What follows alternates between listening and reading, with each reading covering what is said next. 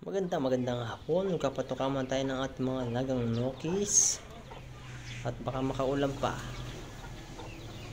Linisin muna natin ang kanilang mga patukan para sure hindi sila magkakasakit.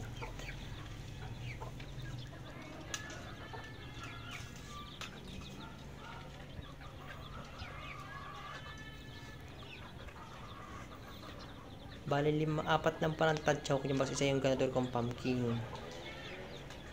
Medyo malakas na sa patuka. Plus may mga sisiw pa tayo dyan.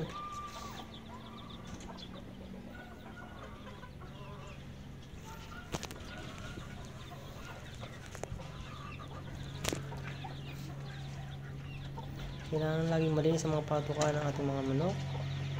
Iwas sa sakit.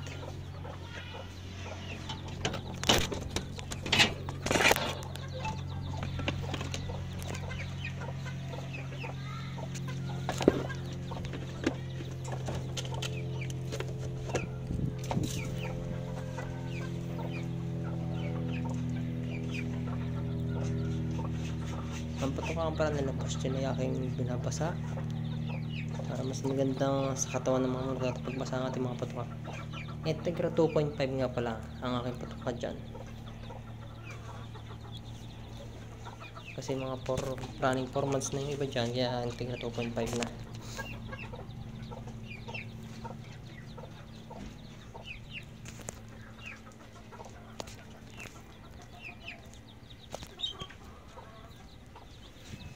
Tsaka makalimlim na, baka tayo abutin ng ulan.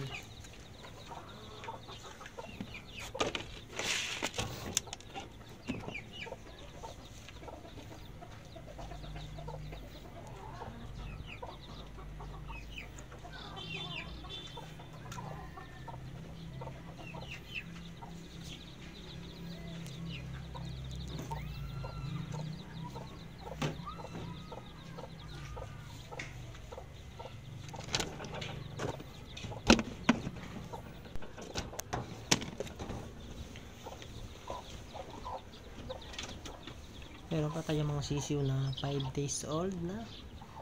Healthy naman sila. Gawa ng vitamins.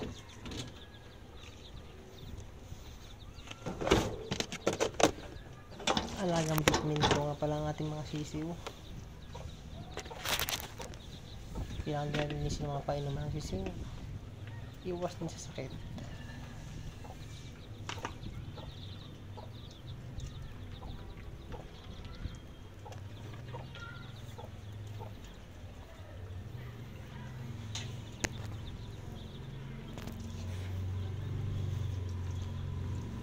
Easy na ayos.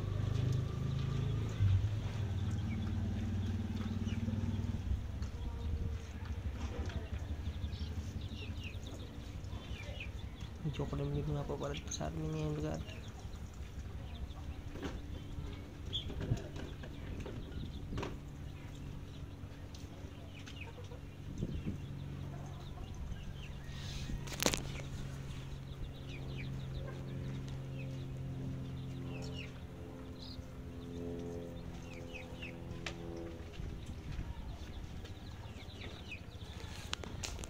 Natin ang mga painom.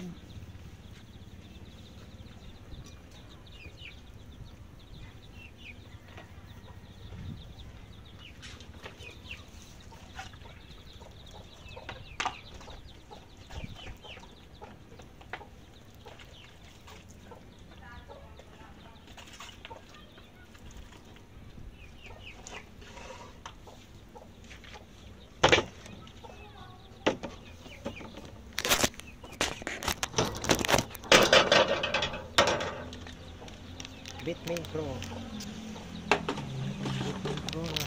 Bitmain Pro at sisiw. Para malakas pampagana kumain.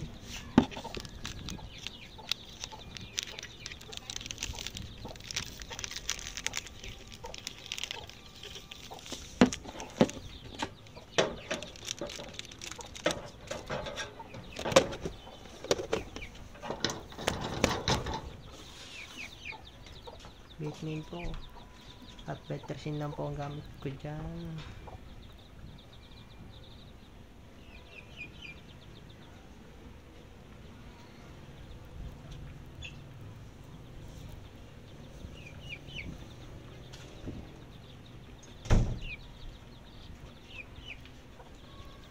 na po ako dyan, pero dahil po kung wala po akong tubig para sa ating mga sisiyo.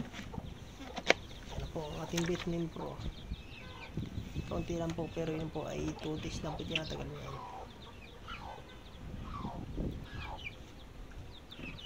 Gawa ng kasama kasi nila kanilang inahin.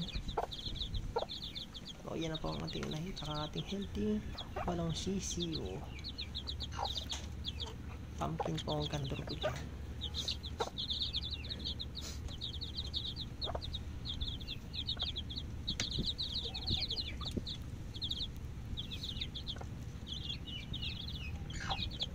Ito yung puting yan na baka magkalabas na naman ito ng kanawayon.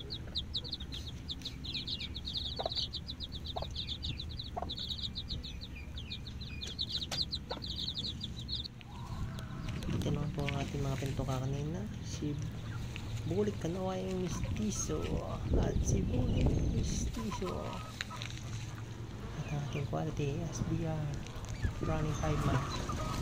Ang ating running 5 months na albuyugin.